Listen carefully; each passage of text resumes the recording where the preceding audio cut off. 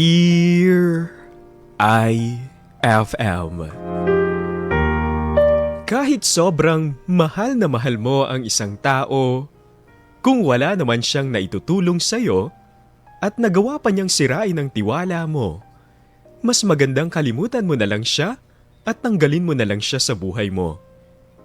Vincent talaga ang pangalan ko. Pero dahil pusong babae ako, tawagin niyo na lang akong Vivi. 28 years old at lagi akong nakatutok sa Dear IFM. Nakakakilig naman kasi talaga at nakakaiyak ang mga kwentong napapakinggan ko dito. At ang sabi ko nga sa sarili ko, kailan kaya ako makakapagpadala ng sarili kong kwento sa radio program na ito?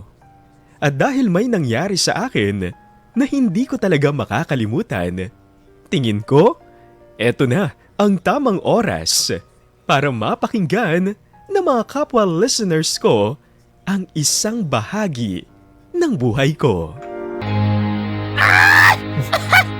Alam mo, hindi talaga ako nagkamali sa iyo. Ramdam na ramdam ko talaga yung pagmamahal mo eh. Ang ibig sabihin, hindi ka magagalit sa sasabihin ko. Siyempre, hindi naman. Sige lang. Sabihin mo lang sa akin. Ano? Tungkol saan ba yan? Ay, eto kasi, medyo, nahihirapan ako sa mga gastusin natin. Ganun ba? Huwag mo na lang masyadong isipin yun, be. Mag-relax ka na lang muna, okay? Be. Listen, habang tumatagal, lalong nagmamahal yung mga bilihin. Bakit di ko nakayanin? Ano ngayon ang gusto mong gawin ko, Vivi? Ang akala ko pa naman, makapagpahinga na ako. Teka. Shh. Akala ko ba hindi ka magagalit kapag sinabi ko sa'yo to? Bakit parang umiinit yan yung ulo mo? Hindi naman ako galit. Ayoko lang na pinag-iisip mo ako ng problema. Lalo kapag ganitong pagod ako galing trabaho. Yun nga ang point ko. May trabaho ka. Sana naman tulungan mo rin ako sa mga gastusin. Yung mga bills. Pang grocery. Pangbayad dito sa upa. Ako na lang yung sumasagot ng lahat eh. Anong sinasabi mo sa akin ngayon? Wala akong silbi sa relasyon natin. Ganun ba yon? Hindi naman sa ganun, be. Ang akin lang, ikaw lang yung maaasahan ko. Tulungan naman tayo. Mag-ampag ka naman para sa atin. Okay, sige. Titingnan ko yung magagawa ko. Sorry, be, pero sa ganyang sagot mo sa akin, alam ko na kagad na hindi mo ako matutulungan eh. Ayan ka na naman, Vivi. Parang pinapalabas mo. Hindi ako nagkukusa dito sa bahay. Hindi yun ang sinasabi ko. Pero parang ganun yung dating eh. Kapag meron lang ako, magbibigay ako. Ganun na lang setup natin. Hindi mo ba kaya magambag ng regular para matulungan man lang ako? Kung gusto mo, ako sa bills. Sa'yo na yung grocery. Tapos hati tayo sa upa. Pwede naman yun, di ba? Bahala na. Basta magbibigay na lang ako pag mayroon ako.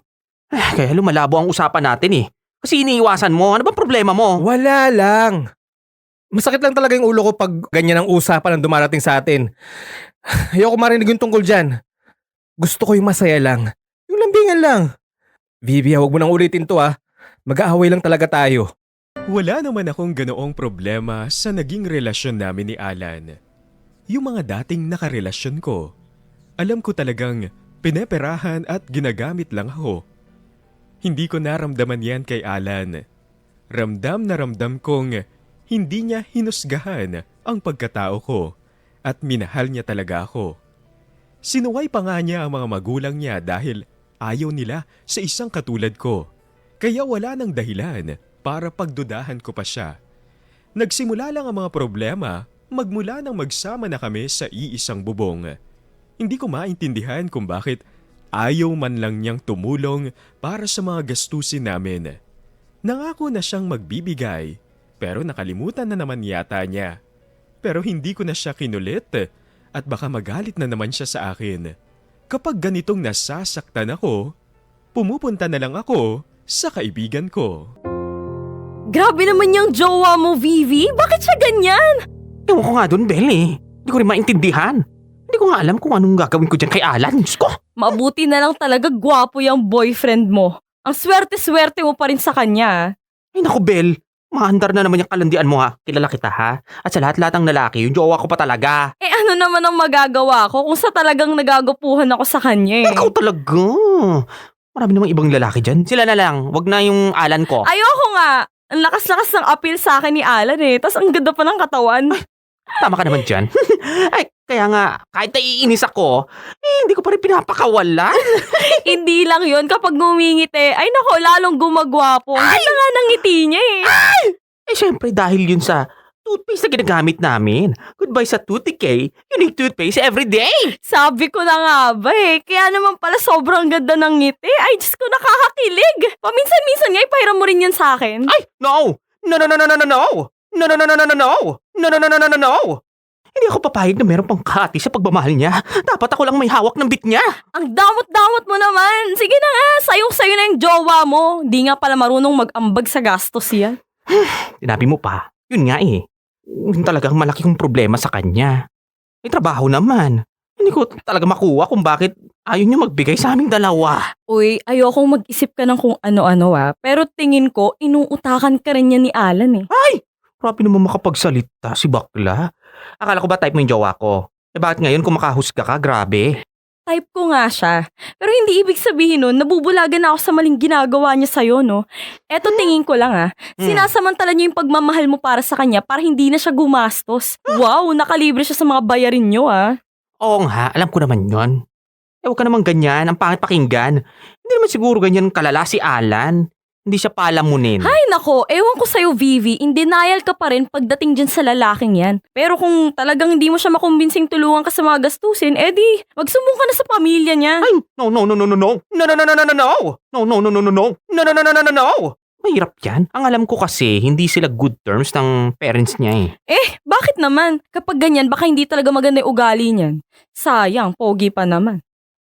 Hindi yun, ikaw talaga. Ayaw sa akin ng mga magulang niya. Eh, alam mo na, hindi tanggap. Kaya yun, tinakwil siya. Intindihin mo na lang yung mga magulang. Alam mo namang may mga taong di pa rin tanggap yung mga ganyang relasyon na katulad ng sa inyo ni Alan. Oo nga eh. Eh, gano'n na lang yung ginagawa ko. Kahit na nasasakta din ako sa pagtrato nila sa akin. Pero may isa pang malapit kay Alan eh. Yung ate niya. Eh, yun. Baka yun. Subukan ko siyang kausapin. Baka sakali matulungan niya ako sa problema ko sa kapatid niya. Nakakaloka talaga yung best friend ko. Kahit na alam na niyang mahal na mahal ko si Alan, hindi niya pa rin maitago yung pagpapantasya niya sa jowa ko. Okay lang sa akin dahil hindi naman ako selosa. Basta hanggang pagpapantasya lang ang nararamdaman niya kay Alan. Malaki pa nga ang naitutulong sa akin ni Belle dahil kung hindi dahil sa kanya, hindi ako makakaisip ng paraan kung paano ko ba masusolusyonan ang problema ko. Hindi rin ako ganoon ka-close sa atin ng jowa ko. Minsan ko lang siyang makausap at may pakiramdam din akong ayaw niya sa akin kahit hindi niya pinapakita. Pero kailangan kong lakasan ang loob ko para pakiusapan siya dahil siya na lang ang natitira kong pag-asa. Naku, mabuti na lang at wala na yung asawa ko dito sa bahay pagdating mo, Vivi. Bakit naman natin Cindy? Wala naman akong natatandaan may atraso ako sa asawa mo. Wala nga, pero alam mo naman yun. Ayaw sa mga katulad mo. Pasensya ka na. Ay, okay lang te, ano ka ba? Wala naman akong magagawa eh. Hindi ko kontrolado kung ano yung iniisip ng ibang tao. Oo nga pala. Bakit bigla ka na lang napunta dito sa bahay? May kailangan ka ba sa akin?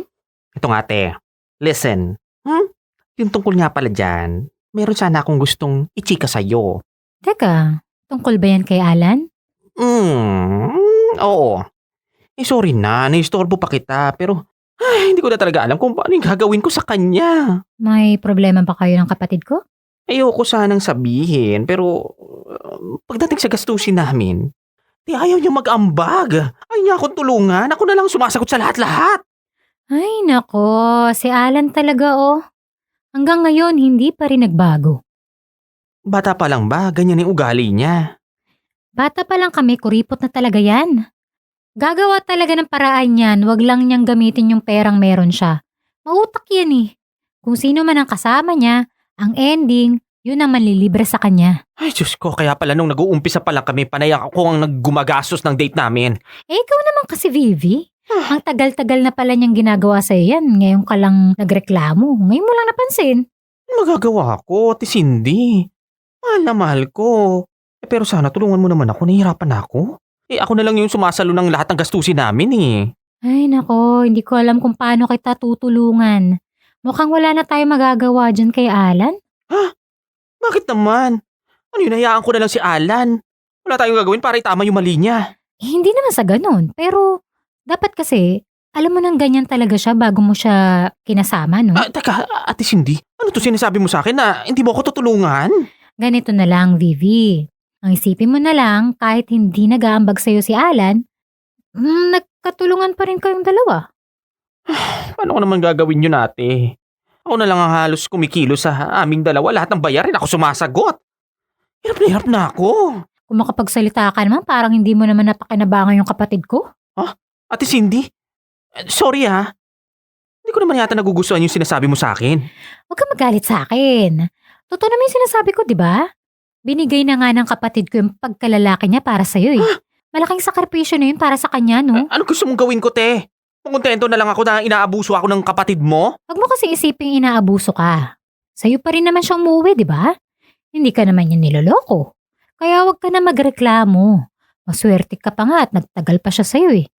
Ngayon, kung hindi ka pa rin kontento, edi ibalik mo na lang siya sa amin. Ang akala ko pa naman, matutulungan ako ng ate ni Alan sa problema ko. Pero yun pala, wala rin akong maaasahan sa kanya. Pakiramdam ko nga, parang mas nasaktan pa ako sa mga sinabi niya sa akin.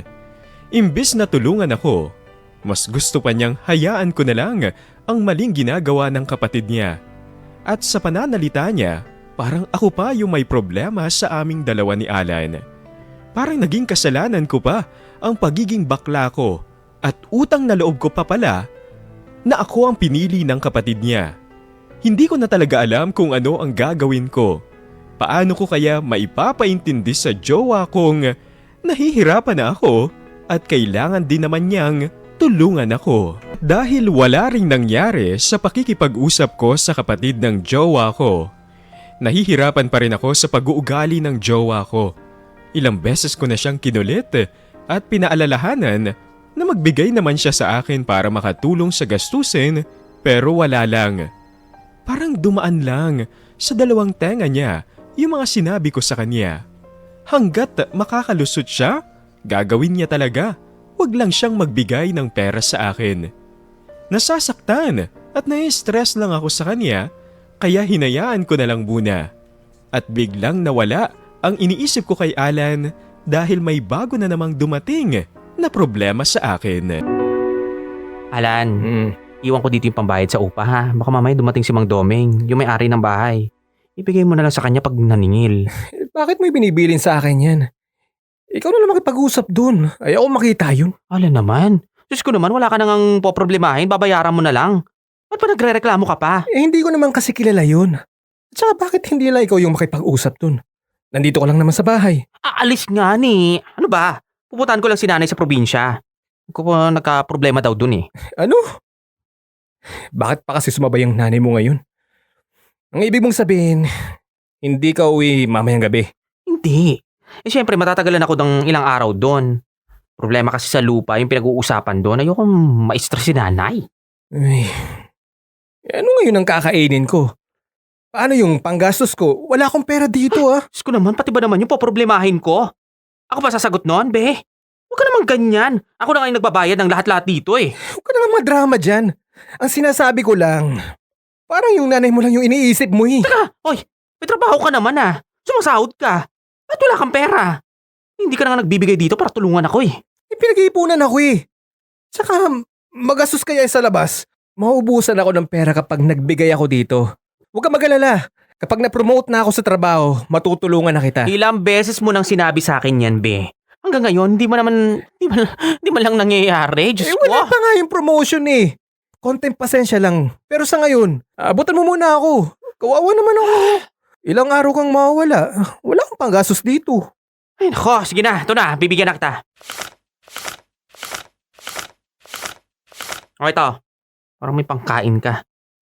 Ano din namang ulam dyan sa ref eh. Baka pati pagluluto, iasa mo pa sa akin. Uy, sobra ka naman magsalita dyan, Vivi.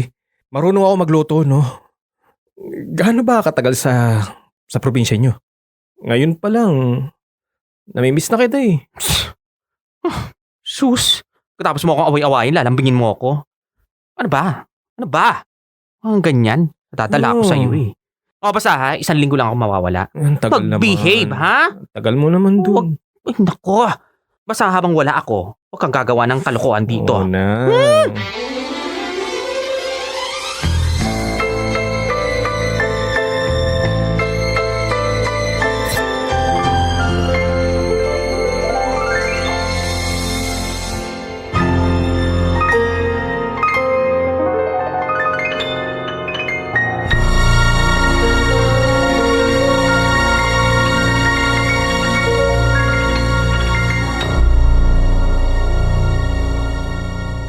Ay, mabuti na lang. Maaga natapos yung sa probinsya. Hindi na umabot ng 1 linggo ah.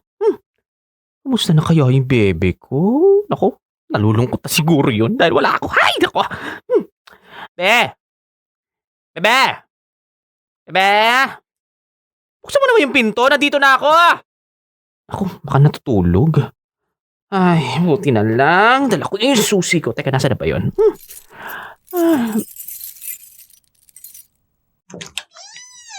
Ah. Ba yan ang halikabok naman dito? Oh, ano tao? Oh, nasa kwarto.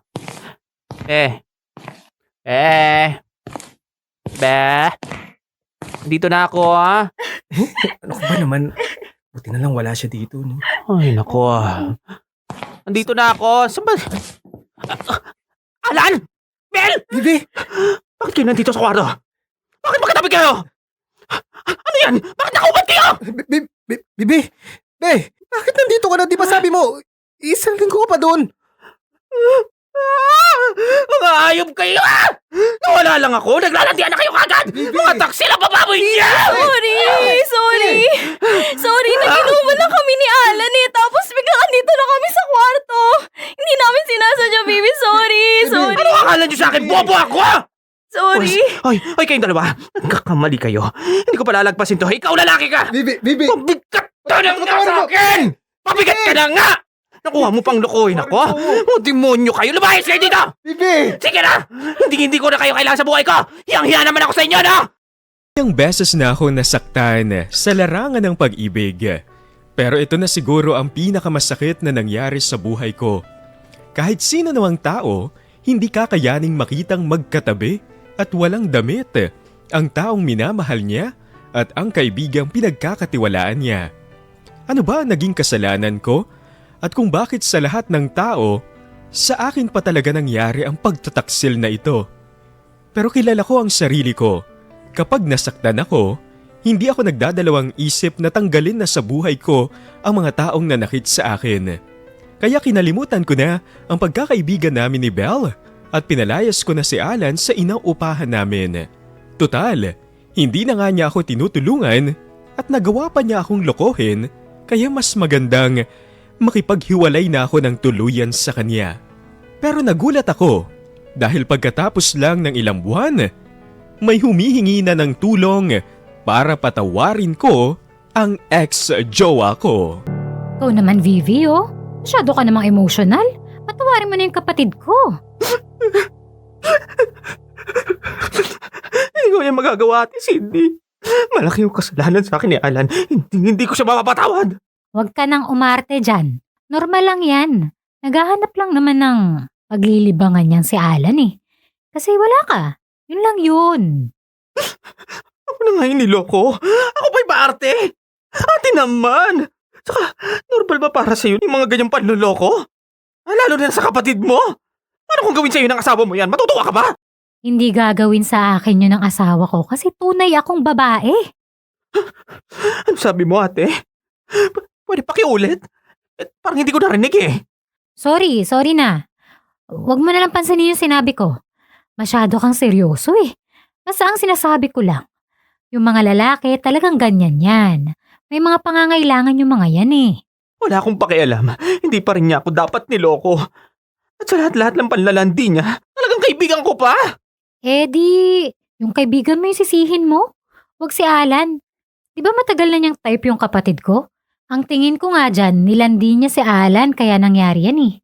Kahit sino pa nagsimula ng landian nila, isa lang ang malinaw sa akin, niloko nila akong dalawa. Kaya wala akong patatawarin sa kanila. Vivi, huwag ka nga ganyan. Parang hindi ka naman nakikinig sa akin eh. Dapat hindi sarado yung utak mo. Buksan mo yung isipan mo. Teka nga, Ate Cindy, bakit mo ba ako kinukulit tungkol kay Alan? Di ba ikaw mismo ang nagsabi sa akin kung magre-reklamo ako sa kanya, pabalikin ko na lang siya sa inyo? O yan, ginagawa ko na. Ang ibig kong sabihin, pabalikin mo na siya sa mga magulang ko. Hindi sa akin. Nakahiwalay na ako sa kanila. May sarili na akong pamilya eh. Bakit ate? Saan ba pumunta si Alan pagkatapos ko siyang palayasin? Yun na nga ang problema ko eh. Dito siya pumunta sa akin. Ayaw raw siyang tanggapin ng mga magulang namin. Ako tuloy yung naiistorbo niya. Sige ate. Pasensya tayo. Ikaw nang bahala dyan. Magkapatawaran na lang kayo. Hindi! Sa'yo na yung kapatid mo ate.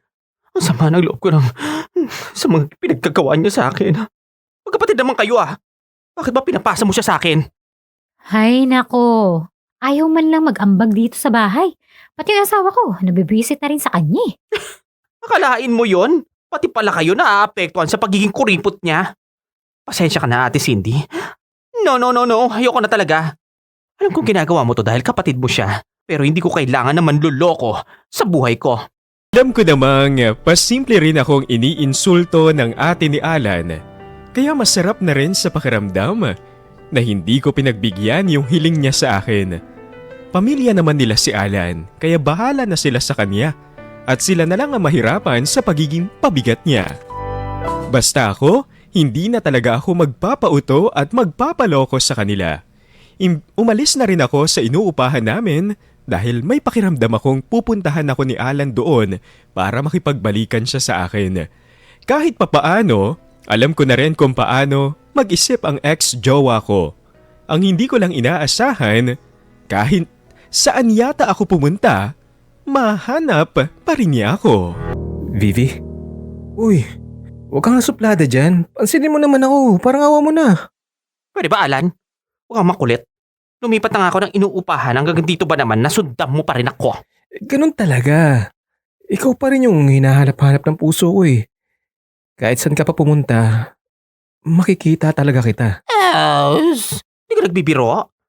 Baka naman inuuto mo lang ako. Hindi Bakit ko naman gagawin yun sa'yo? Mahal na mahal kita, di ba? O ano? Magbabalikan na ba tayo? Bilis manudyo? Ay, paano ko naman nakakasigurado makikipagbalikan ako agad sa'yo? Kilalang kilala kita, Vivi. Ah, Alam kong kuhang-kuha ko pa rin yung kiliti mo.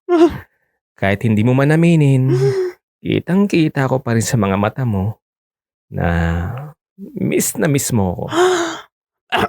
Ewan ko sa'yo. Sige na, uwi na ako. Marami pa akong gagawin. Uy, teka! Ano ba? Hindi man lang ba natin pag-uusapan yung tungkol sa atin?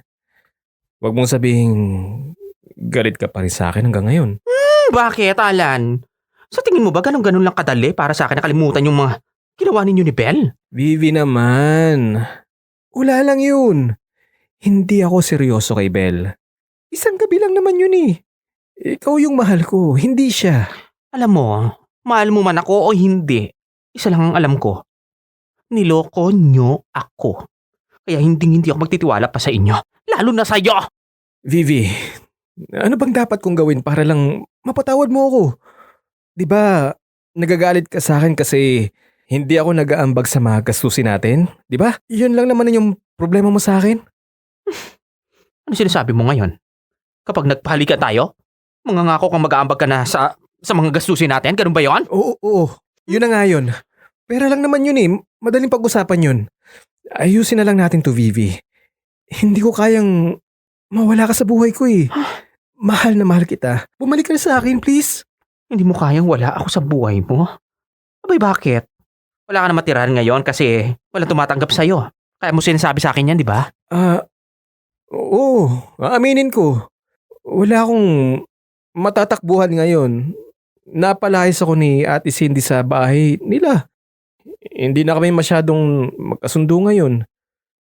Pero hindi yun ang dahilan kung bakit binabalikan kita. Totoo talagang mahal kita. Hindi mo ako mahal. No. Kung talaga mahal mo ako, tutulungan mo ako sa oras na nahihirapan ako.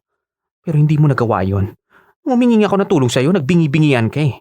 Ayaw mo akong pansinin. Kaya sorry, nadala na ako. Hindi na kita pababalikin sa buhay ko. Aaminin kong may puwang pa rin si Alan sa puso ko. Iba pa rin talaga yung pagmamahal na naibigay ko sa kanya. Kaya masakit na masakit para sa akin yung ginawa niyang panloloko sa akin. Pero kapag tinanggap ko pa siya ulit, magpapakatanga na naman ako. Ayoko nang magpauto, gamitin at saktan ng taong mahal ko. Ayoko nang masira ulit ang tiwala ko at masayang ang pagmamahal ko. Ilalaan ko na lang ang mga yan sa mga taong karapat dapat sa puso ko. Sa ngayon, kahit na ayoko na silang pag-usapan, hindi ko pa rin maiwasang makatanggap ng balita sa mga taong nagtaksil sa akin. Nagsasama na raw. Sina Alan at Belle ngayon at wala naman akong pakialam sa kanila. Masaya naman ako sa buhay ko.